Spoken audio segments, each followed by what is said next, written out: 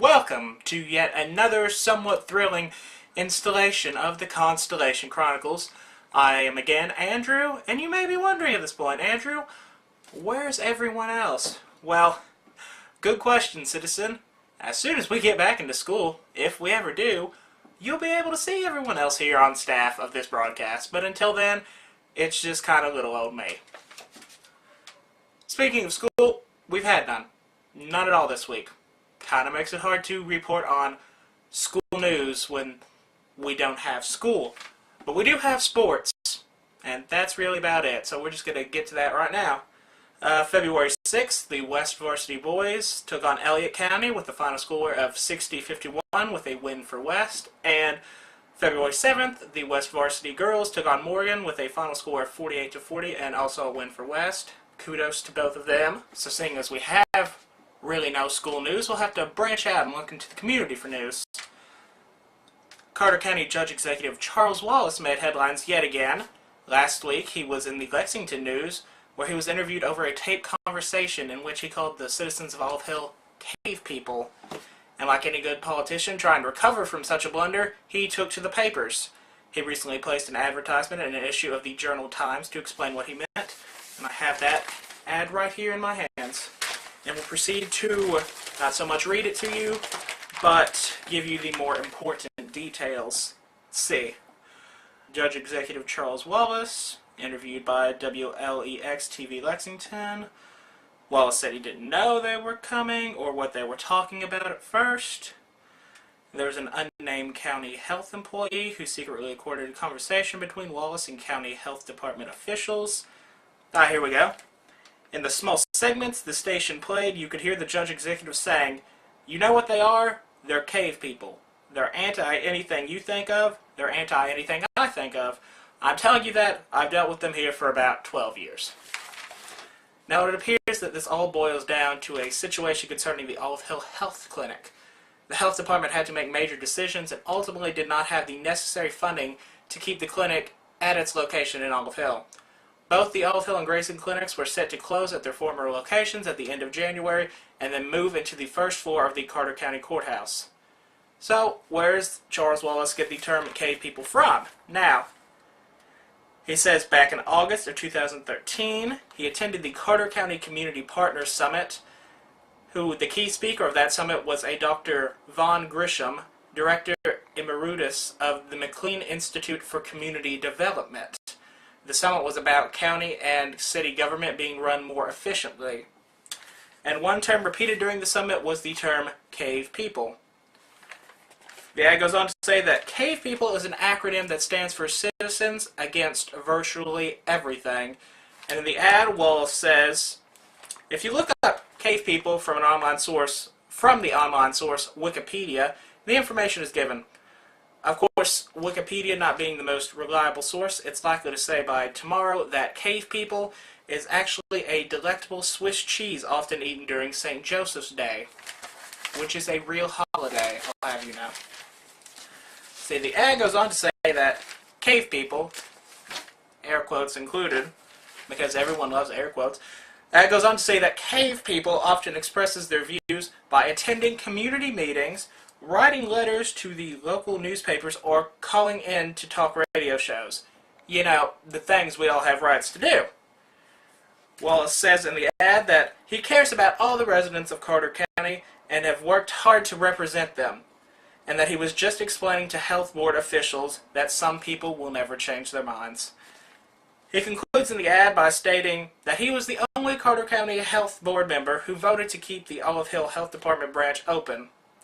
He also wants to know where the tape is they're talking about. He doesn't know of anyone who's seen it, the tape that is, that the people who recorded it may have done so illegally, and that the recording has possibly been tampered with. In other words, conspiracy. It's possible. In all seriousness, Mr. Wallace, if you ever want to do an interview or just have a friendly chat in front of a camera for a few minutes, we here on the staff of the Constellation Chronicles think that'd be pretty cool. Contact us if you're interested. We'll move on to a much more chilling note, the weather. It's no surprise that this week has been a chiller, and many of us have suffered from power outages, lack of heat, frozen water, falling over trees, and cold toes. A winter storm system hit the Carter County area late Tuesday night. Effects still remain later in the week. WSAZ reported that 4,000 Grayson rural electric customers in parts of 6 counties still do not have power as of Thursday afternoon as a result of this week's ice storm. Now, by the time of this video's upload, hopefully that number will have gone down. But the point is, there have been several hundreds of thousands of people without electricity, and during such frigid temperatures, that can be quite a disaster. In fact, my other editor, Darby Campbell, says that she is still without power. She says that it went out about 1 in the morning on Wednesday and has yet to return as of this very moment. But it's important to remember that there are city maintenance workers, such as linemen, who are working hard to get power back to everyone. So if you see one, express your gratitude. Their jobs aren't exactly easy. Moving from the cold of winter to the heat of leadership, the first Carter County Leadership Academy began last Friday, January 31st. The photos you just saw here on the screen, right about here, were provided by Angie Fultz. Thank you for those. A group of 16 community leaders met at the Extension Service Meeting Room to hone their leadership skills. The curriculum for the class was developed by the Brushy Fork Institute.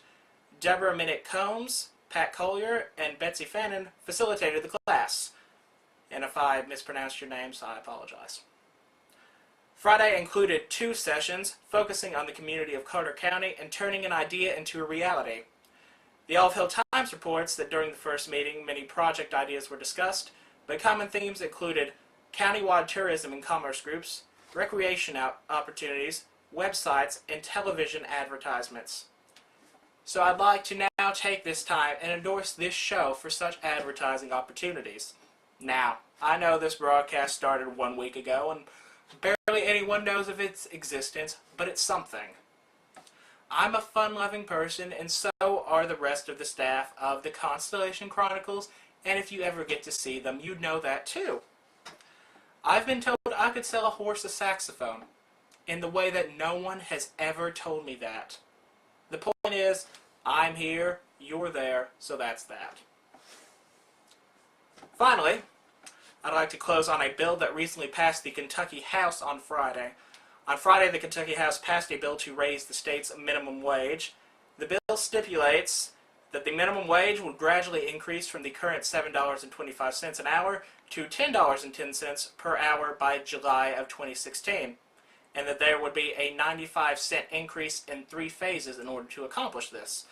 House Speaker Greg Stumbo says the bill would help an estimated 400,000 workers, and that they are entitled to living wages that let them buy life's necessities. Opponents say the higher wage would force some employers to cut jobs. It would add costs for school districts and local governments to pay low-wage employees. The bill now moves on to the Kentucky Senate. That's all we've got for this week's Week in Review School and Community News.